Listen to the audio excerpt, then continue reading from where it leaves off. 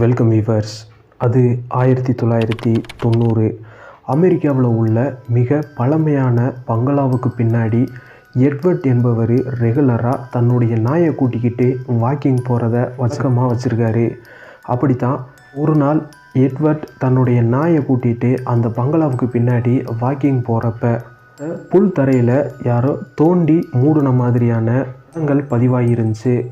இதை பார்த்து சந்தேகமடைஞ்ச எட்வர்ட் என்பவர் அக்கம் பக்கத்தை கூப்பிட்டு, நான் ரெகுலராக இந்த இடத்துல வாக்கிங் போயிட்டுருக்கேன், இந்த இடம் எப்பயும் நீட்டாக இருக்கும், ஆனால் இப்போ இந்த இடத்துல யாரோ தோண்டி மூடின மாதிரியான தடங்கள் எனக்கு தெரியுது, இது எனக்கு ரொம்பவே தப்பாக தெரியுதுன்னு அக்கம் பக்கத்தில் கூப்பிட்டு சொல்கிறாரு. இவர் உறுதியாக சொன்னதை கேட்டு அங்குள்ள எல்லா பேரும் சந்தேகப்பட்டு போலீஸாருக்கு தகவல் தெரிவிக்கிறாங்க. அங்கே வந்த போலீஸார்கள் இந்த மண் தரையை தோண்ட ஆரம்பிக்கிறாங்க. தோண்ட ஆரம்பித்த அவங்களுக்கும் இதை பார்த்துக்கிட்டு இருக்க உங்களுக்கும் மிகப்பெரிய அதிர்ச்சிகள் காத்துக்கிட்டு இருக்கு. நீங்கள் பார்த்துட்ருக்காரு பாலா இன்வெஸ்டிகேஷன். நான் உங்கள் பாலா.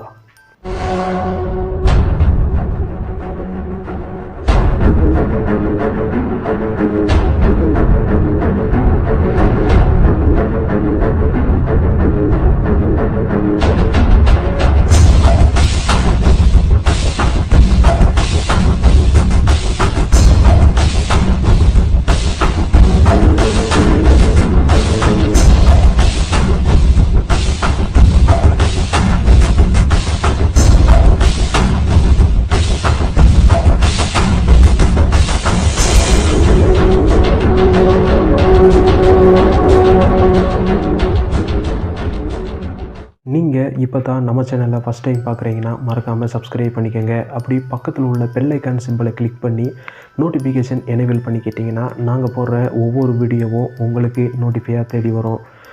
வாங்க, இந்த புல் தரையில் போலீஸார்கள் தோண்டினப்ப என்னென்ன அதிர்ச்சியான மர்மங்கள் அடங்கிருந்துச்சுன்னு முழுமையாக பார்க்கலாம்.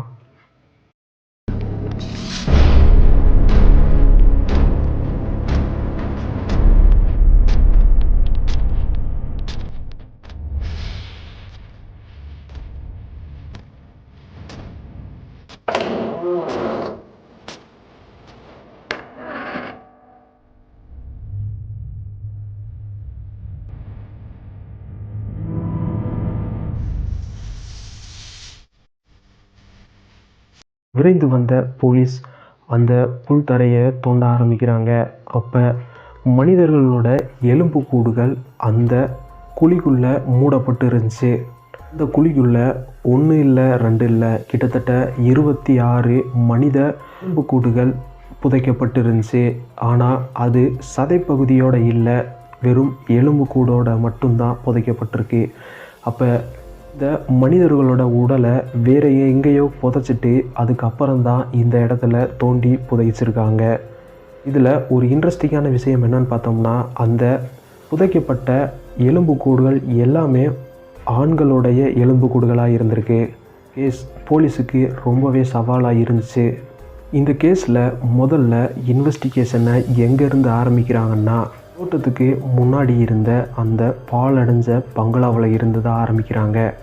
எதனால் உறுதியாக இந்த பங்களாவில் இருந்து ஆரம்பிக்கிறாங்கன்னா, இந்த புல்வெளியில் தோண்டப்பட்ட இடத்துல இருந்து பங்களாவுக்கு யாரோ வந்துட்டு போனது மாதிரியான காலடி தடங்கள் இருந்திருக்கு.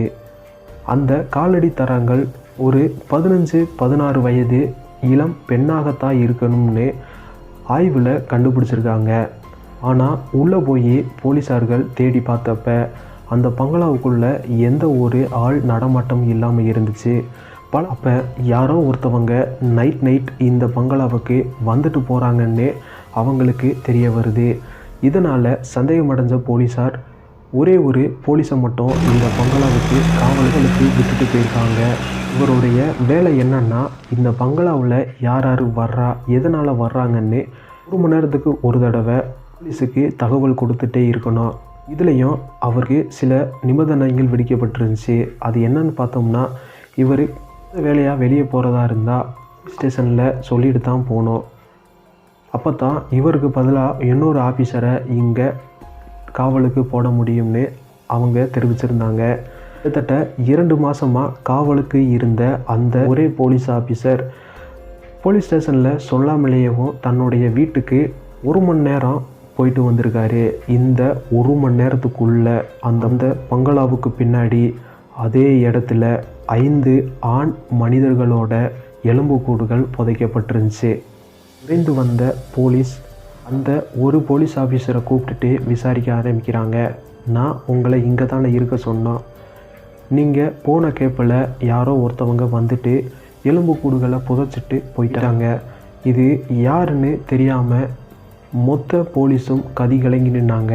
எந்த ஒரு குழுவும் கிடைக்காம கிட்டத்தட்ட 1 வருஷத்துக்கு மேலே கிட்டத்தட்ட 65 மனித உடல்களை இங்கே வந்து புதைச்சுட்டு போயிருக்காங்க.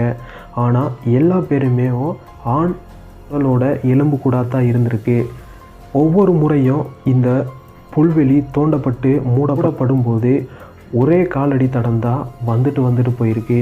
அப்போ இது ஒரே ஒரு இளம்பெண்ணு மட்டும்தான் செய்கிறாங்கன்னு அவங்க கண்ணுக்கு தெரிய வருது. ஆனால் இது யார் எதனால் இப்படி பண்ணுறாங்கன்னு அவங்களுக்கு தெரியாமே இருக்குது. இதனால் போலீஸ் ஸ்டேஷனில் இருந்து ஒரு அறிக்கை ஒன்றை வெளியிடுறாங்க.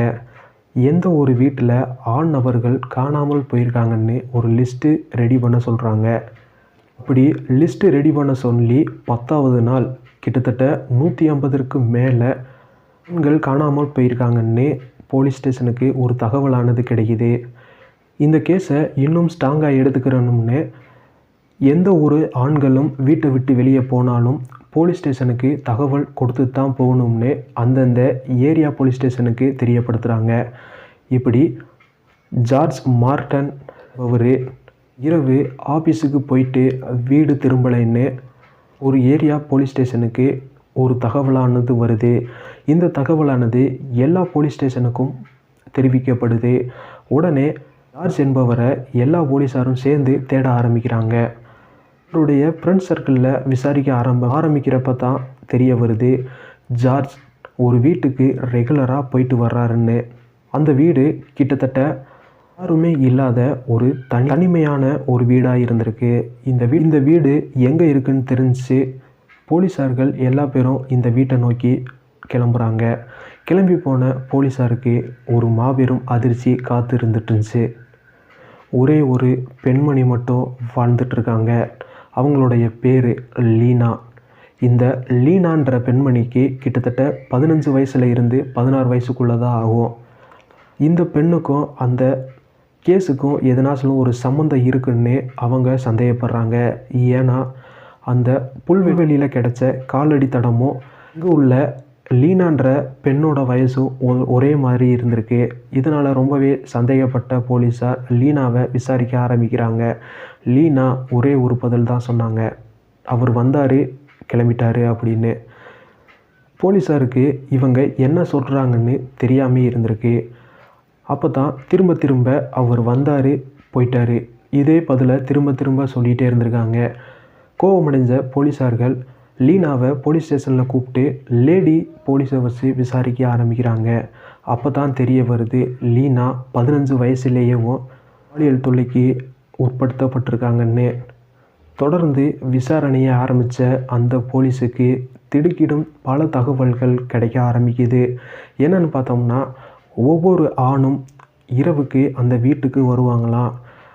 இந்த 15 வயசு பெண்ணை ரொம்பவே துன்புறுத்தியிருக்காங்களாம். இதனால் கோபமடைஞ்ச இந்த பெண் அவங்க அசந்த நேரமாக பார்த்து கழுத்தை அறுத்து அந்த வீட்டில் உள்ள தரைப்பகுதியிலேயே புதைச்சிருக்காங்களாம்.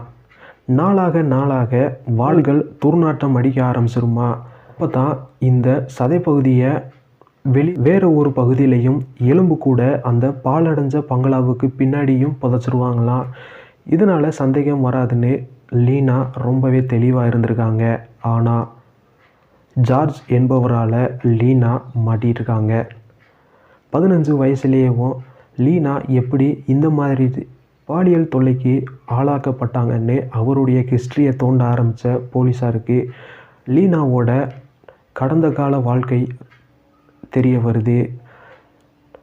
லீனா 5 வயதாகும்போதே அவங்களுடைய அம்மா கணவரை விட்டுட்டு வேற ஒரு நபரோட போயிட்டாங்களாம். இதனால் தந்தை வளர்ப்பில் வளர்ந்த லீனாவுக்கு 10 வயசு ஆகிறப்ப தந்தையும் தவறிடுறாராம்.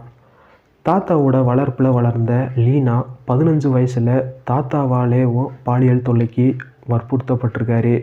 ரொம்பவே மனமுடிஞ்ச லீனா இவருடைய தாத்தாவையே கொன்னுட்டு இவங்க வாழ்ந்துகிட்டு இருந்த அதே பங்களாவிலேயே புதைச்சிருக்காங்க. நாளாக இங்கு வரக்கூடிய ஆண்கள் யார் ரொம்பவே லீனாவை சித்திரவதை பண்ணுறாங்களோ அவங்கள கொன்று சதைப்பகுதியை வேற ஒரு இடத்துலையும் எலும்புக்கூடுகளை வேற ஒரு இடத்துலையும் புதைச்சிருவான்னு லீனா அந்த பேட்டியில் தெரிவிச்சிருந்தாங்க. இதை ஆதாரமாக வச்சு லீனாவுக்கு சிறை தண்டனையும் வாங்கி கொடுத்துருக்காங்க. இந்த வீடியோவானது உங்களுக்கு பிடிச்சிருக்குன்னு நாங்கள் நினைக்கிறோம். இந்த மாதிரியான இன்ட்ரெஸ்டிங்கான வீடியோ பார்க்க நம்ம சேனலை மறக்காமல் சப்ஸ்கிரைப் பண்ணிக்கோங்க. உங்களிடமிருந்து விடைபெறுவது உங்கள் பாலா. நன்றி.